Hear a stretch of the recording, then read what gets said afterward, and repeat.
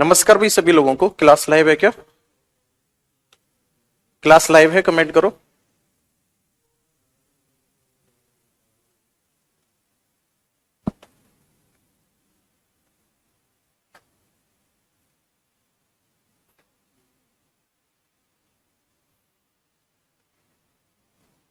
आज शिवरात्रि है? क्यों भाई? कमेंट आ रहा है। अच्छा, सावन के महीने की शिवरात्रि होगी आज।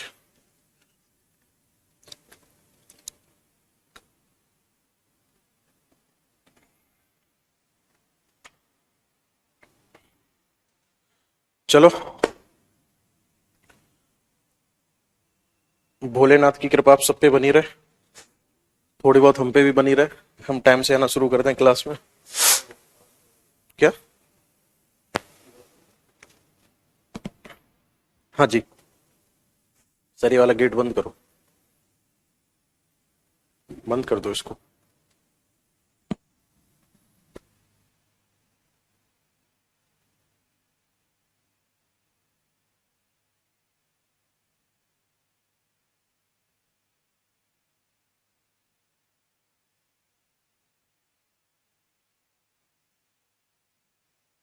हाँ जी, अंकित, अभिनव, मयंक, नमस्कार भी सभी लोगों को। नमस्कार। ओए दीपक, यार ये फिर बड़ी वाली मक्खी आ गई है। बड़ी वाली मक्खी।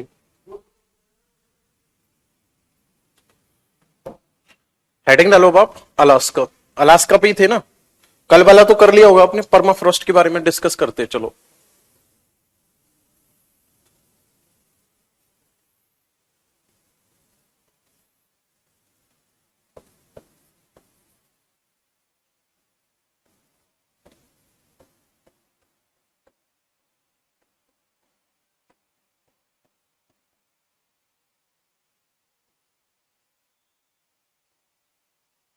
परमाफ्रॉस्ट। परमाफ्रॉस्ट जो होता है सर, क्या होता है? परमाफ्रॉस्ट की अगर मैं बात करूंगा तो इसको बोला जाता है, ये होता है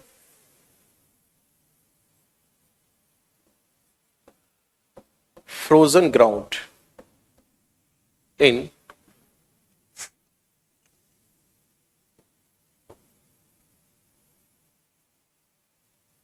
स्नोफॉल एरियाज।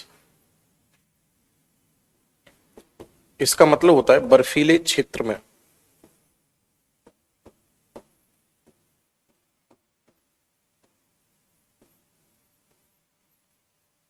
बर्फीले क्षेत्र में जमी हुई भूमि,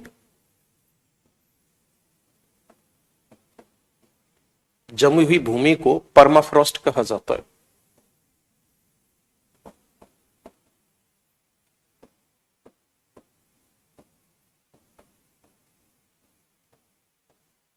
क्या कहा जाता है इसको? परमाफ्रॉस्ट कहा जाता है। बात बराबर है यहां तक? चलो नेक्स्ट, अगर मैं बात करूंगा तो इससे होता क्या है? आप इस बात को यूं भी कह सकते हो, स्नो प्लस सॉइल बराबर आइस प्लस सॉइल बराबर परमाफ्रॉस्ट। ऐसे भी कहा जा सकता है इसको। अब ध्यान से समझना, ये फायदे क्या होते हैं इसके, ठीक है ना?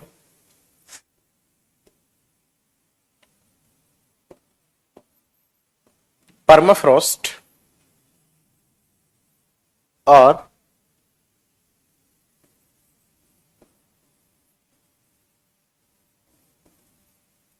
Good absorber of carbon,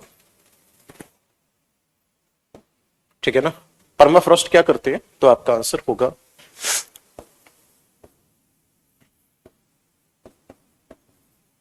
permafrost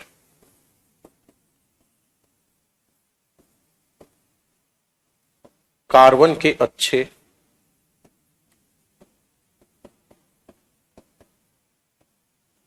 अवशोषक होते हैं।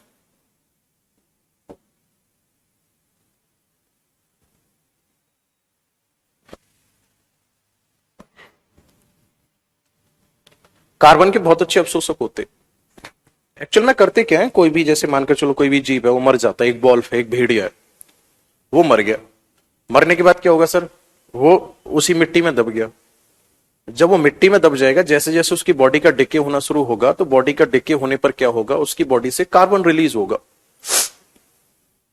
सेम ऐसे ही वेजिटेशन होते हैं, सेम ऐसे ही पेड़ पौधे होते हैं और उनकी पत्तियां होती हैं, तो ये सब क्या करते हैं, कार्बन को रिलीज करते हैं। परमाफ्रॉस्ट क्या करता है इस कंडीशन में, परमाफ्रॉस्ट पूरे के पूरे कार्बन को एब्जॉर्ब कर लेता है।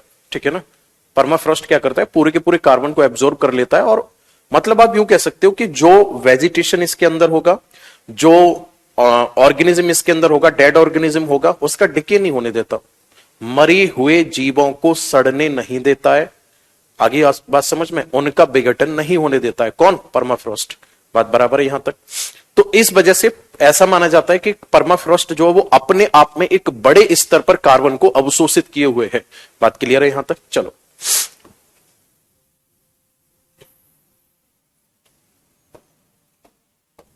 देखो,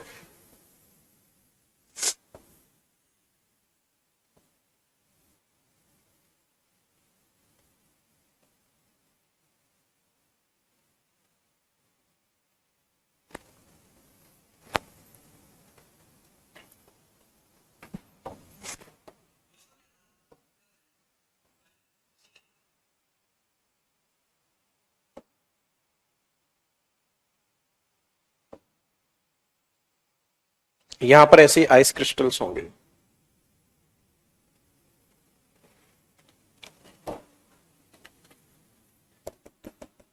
और ये क्या होगी यहां पे,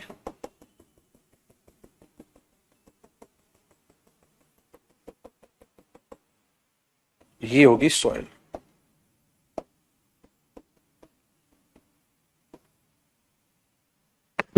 अब आ जाते हैं नेक्स्ट कंडीशन क्या है फिलहाल में।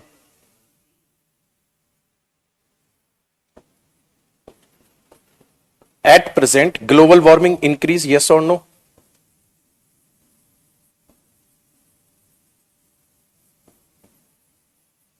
Global warming increase, so temperature of अर्थ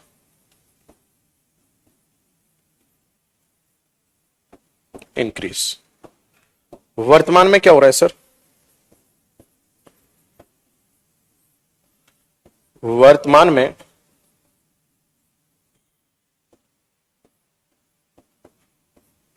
वैश्विक ताप में वृद्धि हो रही है।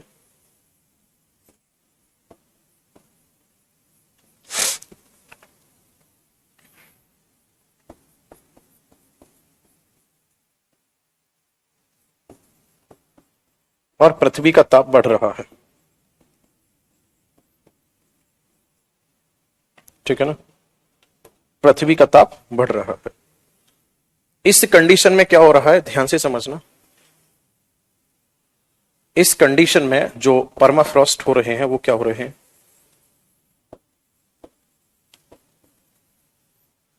परमाफ्रॉस्ट आर श्रिंक और मेल्ट।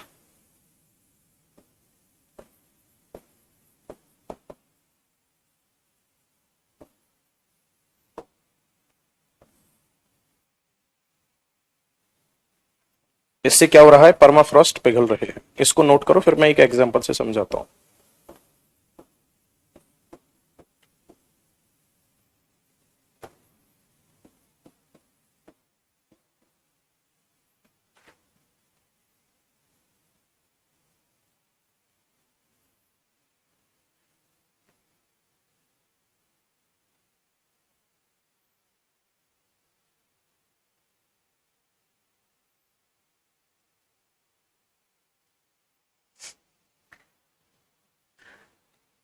नोट करो जल्दी से।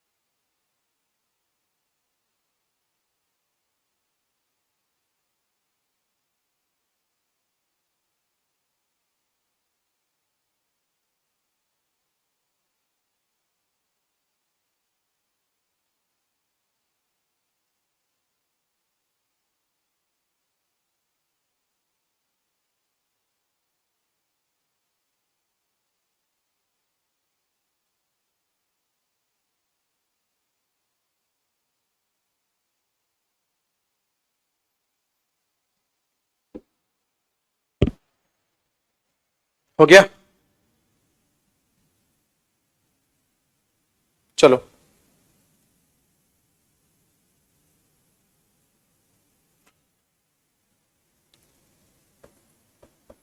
इसके इफेक्ट समझते हैं, अब क्या क्या इफेक्ट होंगे।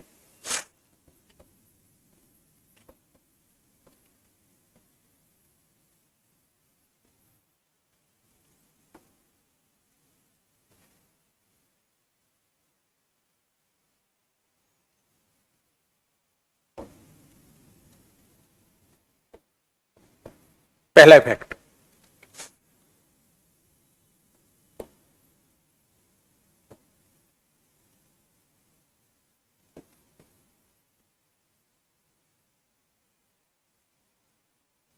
कार्बन रिलीज्ड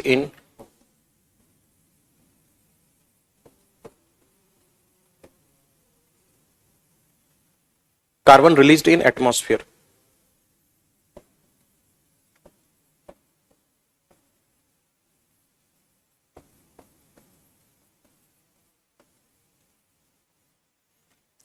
वायुमंडल में कार्बन का उत्सर्जन,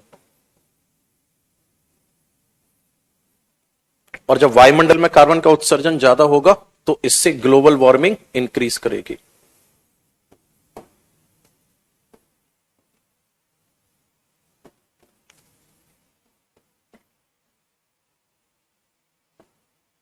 इससे क्या होगा फिर? वैश्विक ताप में वृद्धि होगी।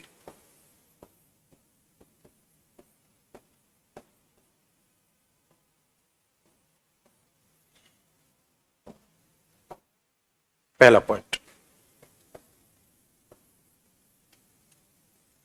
दूसरे पॉइंट पे आ जाओ, और क्या होगा सर? दूसरे पॉइंट की अगर हम बात करेंगे तो दूसरा प्रभाव क्या होगा सर? दूसरा प्रभाव यह होगा, क्रैक्स इन ग्राउंड।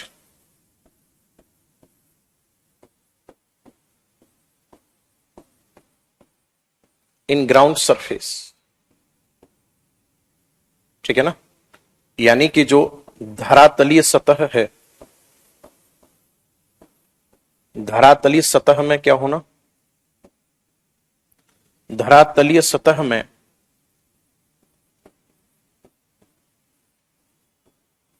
दरार पड़ना।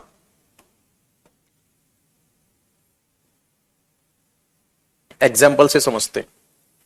रसिया,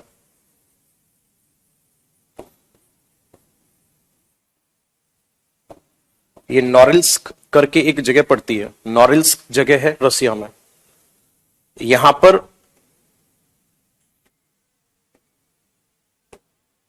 ऑयल स्पिल हुआ था, ठीक है ना?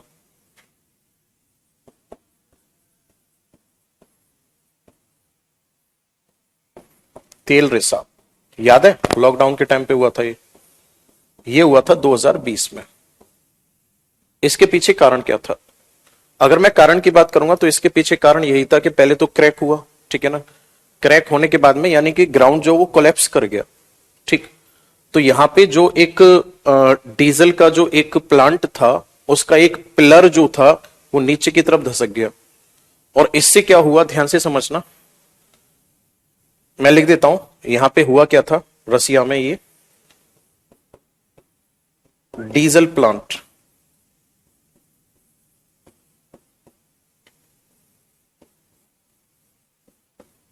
कोलैप्स।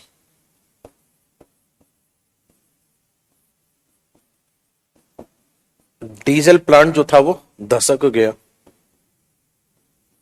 और जब वो धसक गया नीचे की तरफ तो इससे क्या हुआ?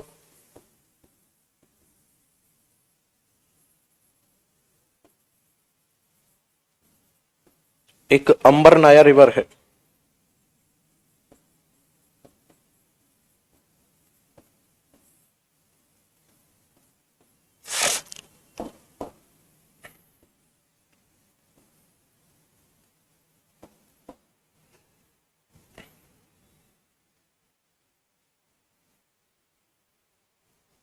इस अंबर नाया नदी में क्या हो गया?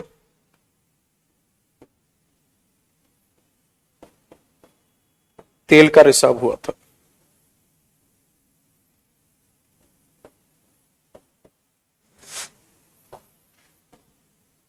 ठीक है ना? तेल का रिसाव हुआ। और क्या दिक्कत आएगी इससे? और दिक्कत आएगी जैसे कोई भी ब्रिज बना हुआ है, सॉरी क्या बोलते हैं, कोई भी जैसे फ्लाईओवर है, रोड है, इन सब का क्या होना? कोलैप्स होना। यानी कि फ्लाईओवर को हिंदी में क्या कहा जाता है? सड़क पुल।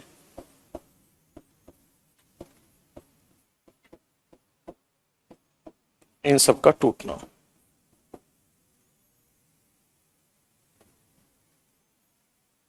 एक बार कमेंट करना, आज बहुत कम कमेंट आ रहे हैं, कारण क्या है इसके पीछे? पढ़ाने का मन नहीं कर रहा यार, इतने कम कमेंट है। नोट करो इसको जल्दी से।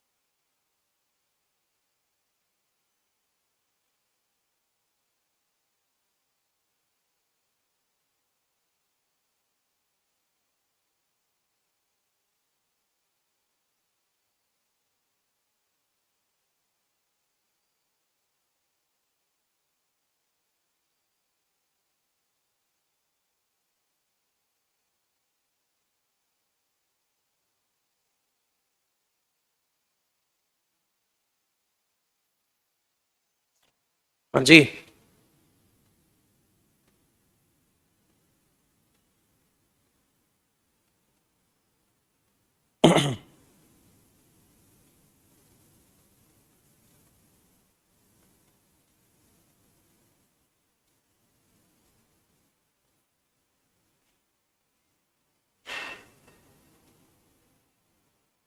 हो गया।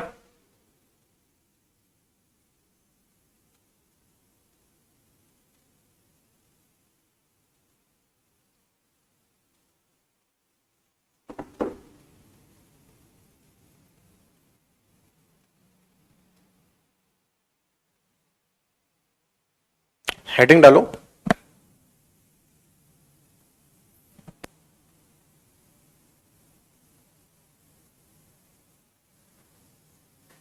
हेडिंग डालो आप, कनाडा।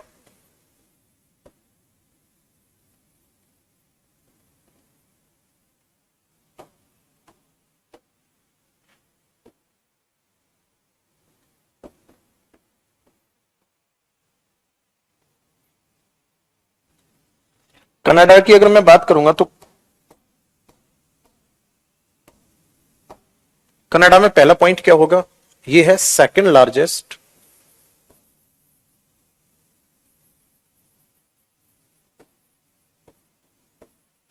लार्जेस्ट कंट्री है। कहां का? Second largest country of world in area, है ना? ये क्या है? तो आपका आंसर होगा ये क्षेत्रफल के आधार पर।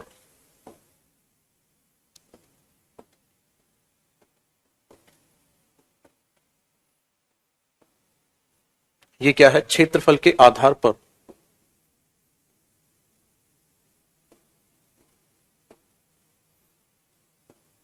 विश्व का दूसरा बड़ा देश है। ऊपर की तरफ इसके क्या लगता है? तो आपका आंसर होगा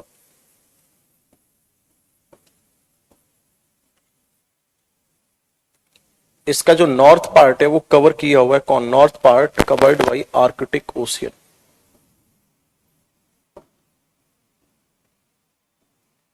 है ना? जो उत्तरी भाग है उत्तरी भाग आर्कटिक महासागर से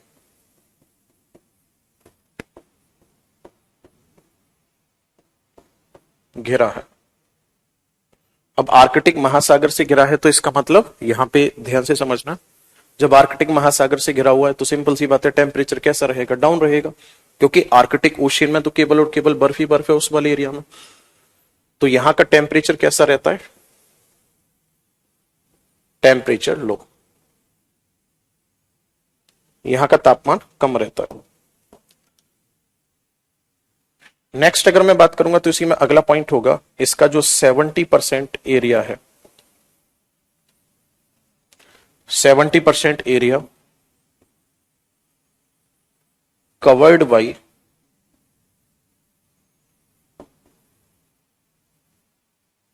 कॉनिफेरस फॉरेस्ट।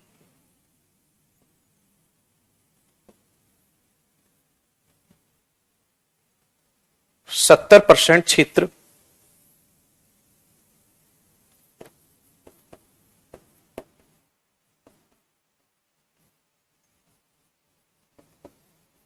शंकुधारी वनों से घिरा है।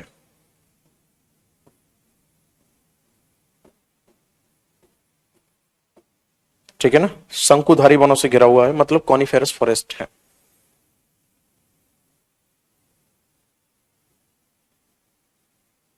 क्लियर है। नेक्स्ट अगर मैं बात करूंगा 70% किससे घिरा हुआ है, तो आपका आंसर होगा कॉनिफेरस फॉरेस्ट से घिरा हुआ है। आगे अगर मैं बात करूंगा कनाडा की, तो यहां पे क्या खास है, तो आपका आंसर होगा, ये फेमस माना जाता है किसके लिए, फेमस फॉर न्यूज प्रिंट,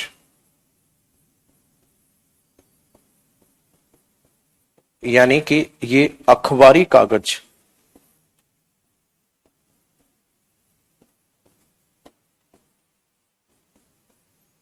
ये अखबारी कागज के लिए प्रसिद्ध है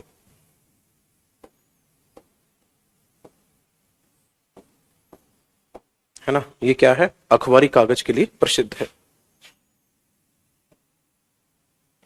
नेक्स्ट अगर मैं बात करूंगा, it separate from USA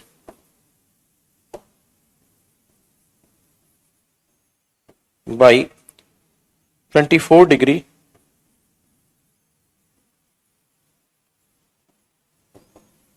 parallel line. 24 degree समांतर रेखा जो है वो क्या करती है, यूएसए और कनाडा को अलग करती है, नोट करो।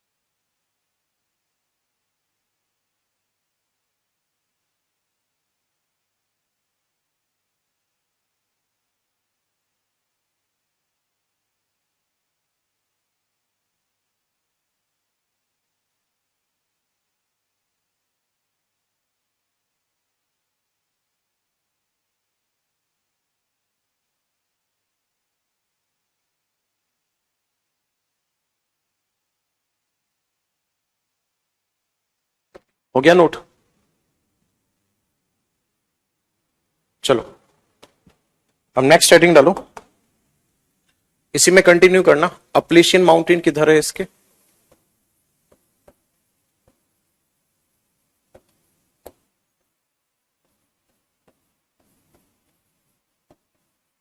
अपलेशियन माउंटेन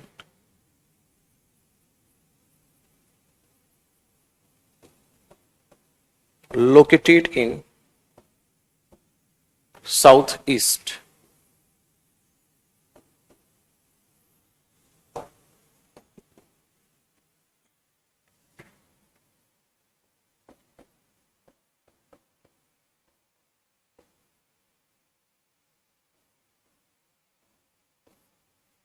अपलेशियन पर्वत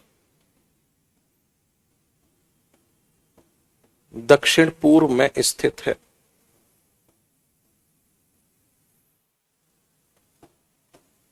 नेक्स्ट अगर मैं बात करूंगा तो इसी में अगला पॉइंट होगा, आप लिख सकते हो उसको ऐसे, सम फेमस लेक।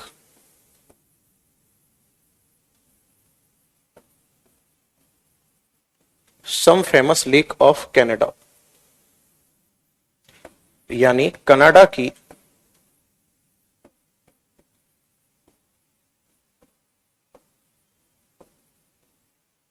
कुछ प्रसिद्ध झील।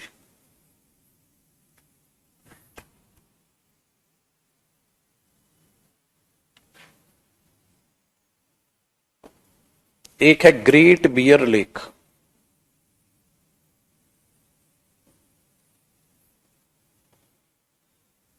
ठीक है, ग्रेट बियर लेक। इसके बाद फिर नेक्स्ट होगा ग्रेट ग्रेट स्लेव लेक। एक होगा अथाबस्का लेक। एक होगा ग्रेट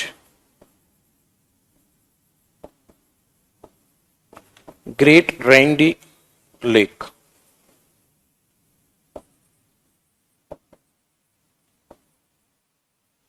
एक है विनपेग लेक, ठीक है। ये मुख्य झीलें हैं किसकी? कनाडा की।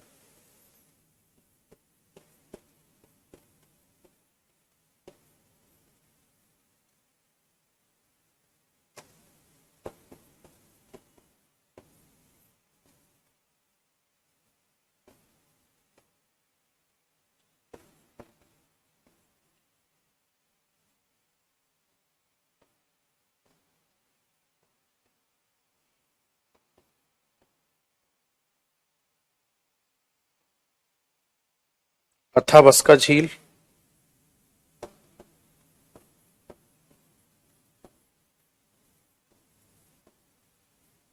रेंडी झील,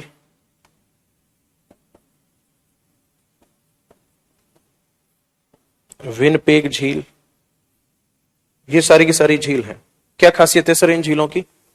खासियत ये है इन झीलों की, जो ग्रेट बियर लेक है इससे रेडियम निकाला जाता है, ठीक है ना। इससे क्या निकाला जाता है? रेडियम निकाला जाता है। इन दोनों झील से गोल्ड निकाला जाता है, यहां गोल्ड मिलता है। इन दोनों से यहां पे निकाला जाता है निकिल और कॉपर।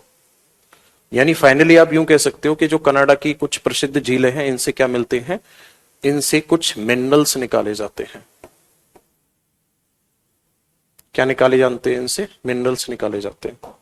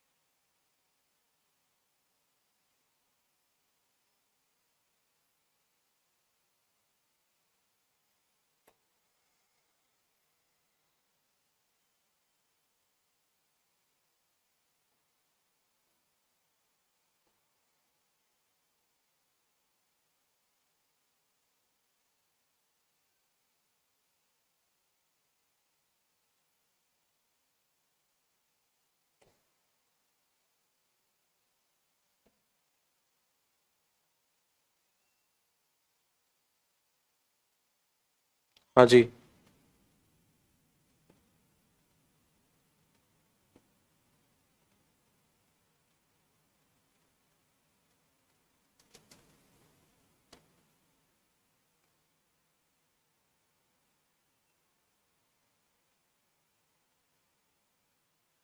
BSA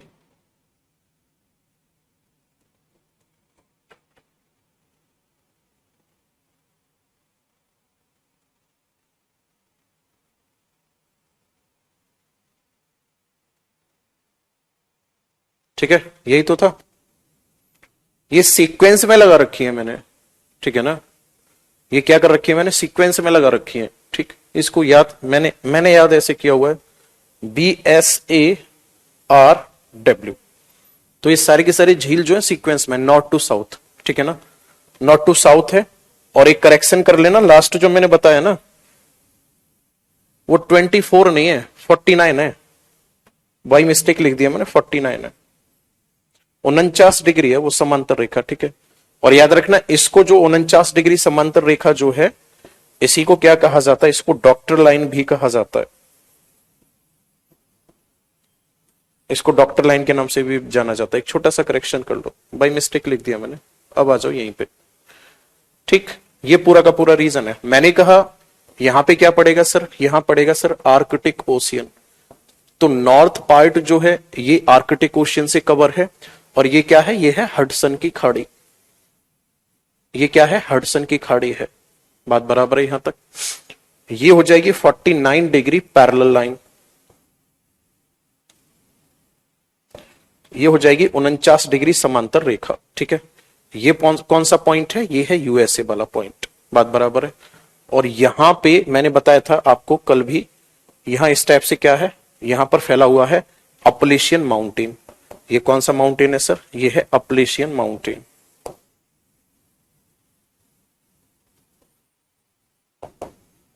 अपलेशियन माउंटेन है। बात बराबर है यहां तक, इतने पॉइंट थे। ये सारी झील हो गई, ये वाला पॉइंट हो गया। क्लियर है। अब ध्यान से समझना, कुछ झीलें यहां भी पड़ती हैं।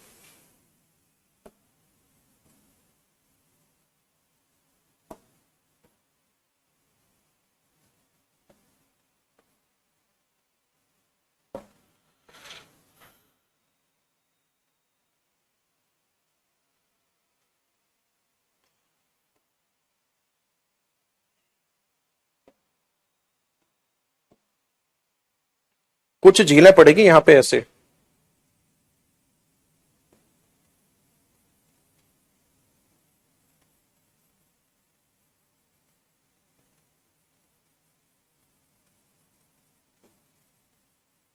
यूं इस टाइप से पड़ती है यहां पे। ठीक, तो इनको क्या कहा जाता है, जो ये वाली झीलें हैं, इन झीलों को कहा जाता है क्या,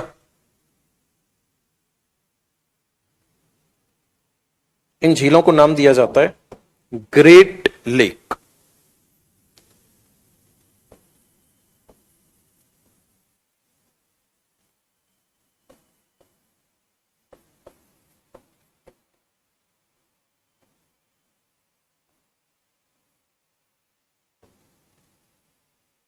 ग्रेट लेक या महान झील। ग्रेट लेक की अगर मैं बात करूंगा तो ये ग्रेट लेक जो है, या महान झील की अगर मैं बात करूंगा, तो ध्यान से समझना कहां स्थित है, तो आपका आंसर होगा located at border, located at border of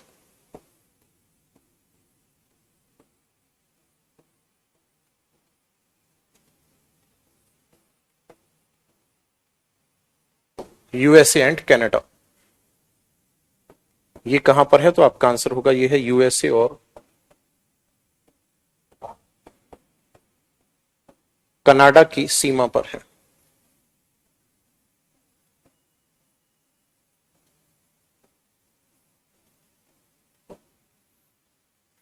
कितनी लेक हैं टोटल, तो ये ग्रुप है, एक ग्रुप ऑफ 5 लेक। टोटल कितनी झील है इसमें, 5 झील हैं। 5 झील कौन कौन सी है, उनके पहले मैं नाम लिखता हूं, फिर उनके बारे में बताऊंगा। 5 झीलों में सबसे पहले आती है superior lake.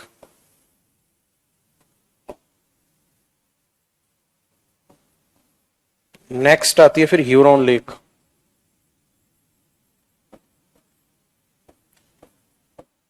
Ontario lake.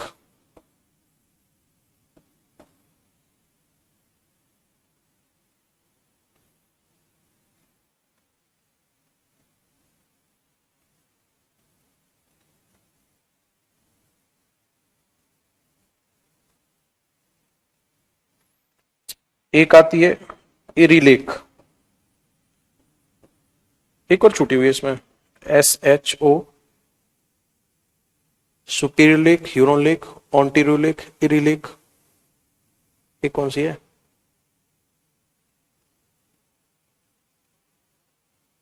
Michigan.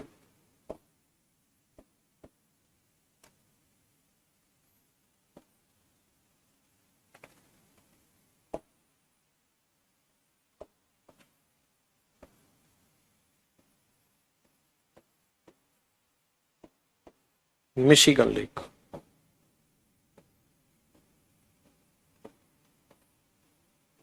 Superior झील,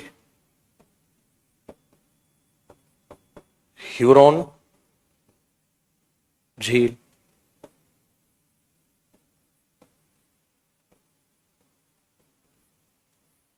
ऑन्टेरियो झील, एरी,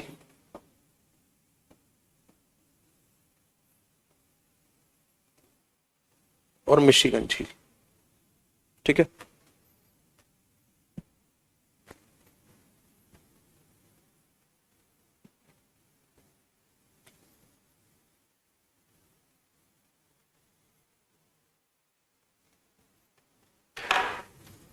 कर दो नोट जल्दी से इसको।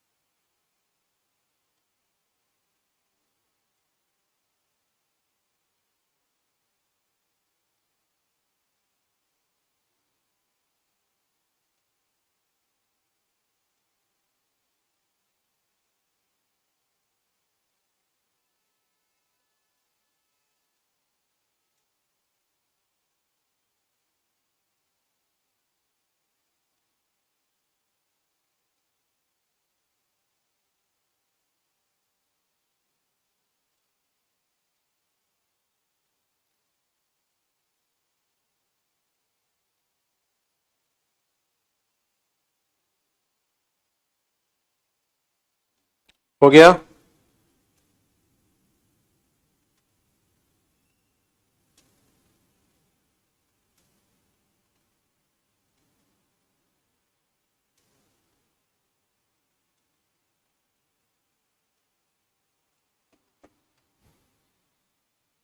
नोट हो गए? चलो सुपीरियर पे आ जाओ, सुपीरियर के बारे में कराते हैं।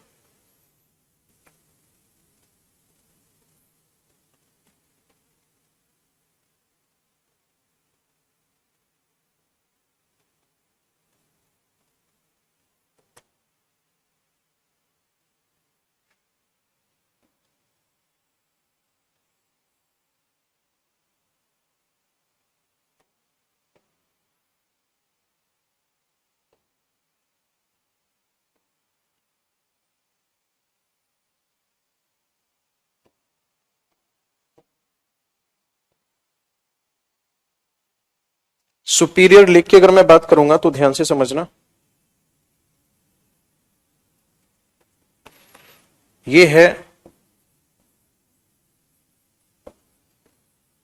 वर्ल्ड्स लार्जेस्ट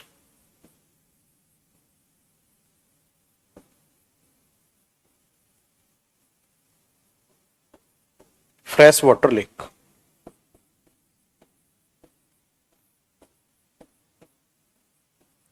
ये है विश्व की सबसे बड़ी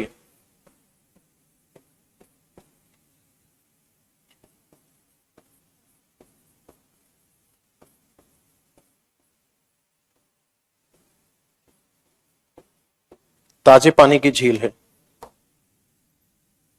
ठीक है ना, विश्व की सबसे बड़ी ताजे पानी की झील है, ठीक है ना। नेक्स्ट आप इसी में लिख सकते हो, इट होल्ड्स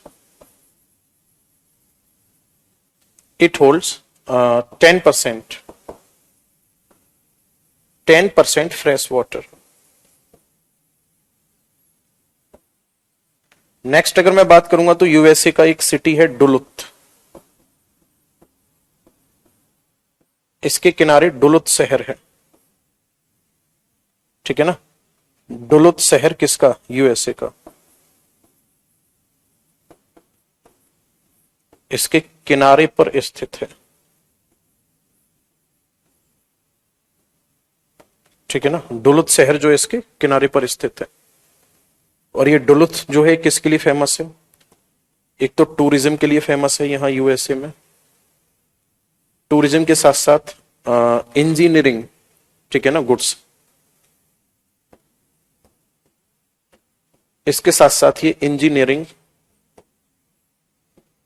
इसके साथ साथ ये इंजीनियरिंग सामान के लिए प्रसिद्ध है।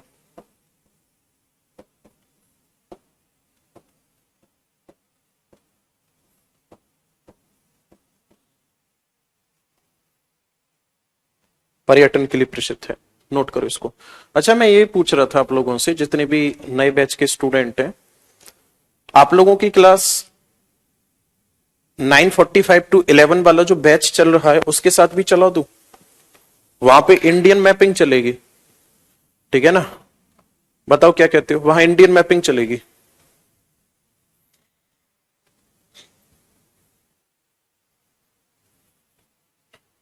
दो टाइम क्लास लगा दूं आपकी, इधर वर्ल्ड की मैपिंग उधर इंडियन की मैपिंग। एक महीने के अंदर दोनों फिनिश हो जाएंगी, एक महीने एक साथ चला सकते हैं। अगर एग्री हो तो बताओ, मैपिंग का पोर्शन पूरा कंप्लीट हो जाएगा। इन केस ऐसा होता है किसी स्टूडेंट का क्या नाम है, किसी और सब्जेक्ट की क्लास है भी, तो आप एक काम कर सकते हो कि आप उसको रिकॉर्डेड बाद में देख सकते हो। ये तो चलेगी चलेगी, इसके साथ साथ में वो एक्स्ट्रा और चलेगी, है ना। और मैपिंग की क्लास है तो कोई इतना बड़ा इश्यू नहीं है। अगर भाई रिकॉर्डेड तो आपके पास रहना ही रहना है, रिकॉर्डेड देख लेना, और टाइम है आपके पास तो गुड एंड वेल। तो मैं सोच रहा था कि मैपिंग का एक साथ पूरा का पूरा कलेस खत्म हो जाएगा मैपिंग का।